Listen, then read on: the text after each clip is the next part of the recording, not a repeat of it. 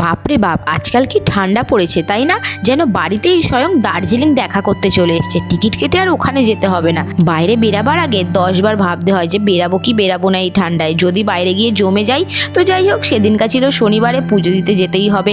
তো আমরা তাড়াতাড়ি করে রেডি হয়ে চলে গিয়েছিলাম পুজো দিতে।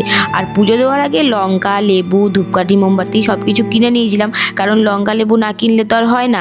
তো লঙ্কা লেবু কিনে সবার প্রথমে তো শনিকালী মন্দিরে আমরা পুজো দিলাম, আর তারপরে সেখান থেকে চলে গেছিলাম বজরংবলীর মন্দিরে। গিয়েই দেখি ঠাকুরমশাই অলরেডি কয়েকজনের পুজো দিচ্ছে। তো আমরা পিছনে লাইন দিয়ে দাঁড়িয়েছিলাম, আর তারপরে ওনাদের সামনে পুজো দেওয়া হয়ে গেলে তারপরে আমরা পুজো দিলাম। আর পুজো দেওয়ার পরে ধূপকাঠি মোমবাতি দেখালাম ওখানে। আর সেখান থেকে আমরা সোজা চলে গিয়েছিলাম কিছু দোকানপত্র কিনতে, কারণ দোকানপত্র কেনা শনিবারে এটা আমাদের একটা জাস্ট ডিউটি। তো যাই হোক, আর আমরা কিন্তু একটা দোকান থেকেই শুধু জিনিসপত্র কিনি না, নানান জায়গা থেকে কিনি। আর শীতকাল বলে কথা, মাঝখানে চা খাবো না এটা কি হতে পারে?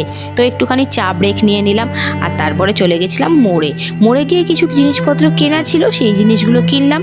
কিনে নিয়ে আবার আমরা সোজা চলে এলাম বাড়ির পথে রওনা দিয়ে। তো আজকের মিনি ব্লগটা এইটুকুনি। ভালো লাগলে কিন্তু অবশ্যই লাইক, কমেন্ট অ্যান্ড সাবস্ক্রাইব করে দিও। চলো ফ্রেন্ড, টাটা।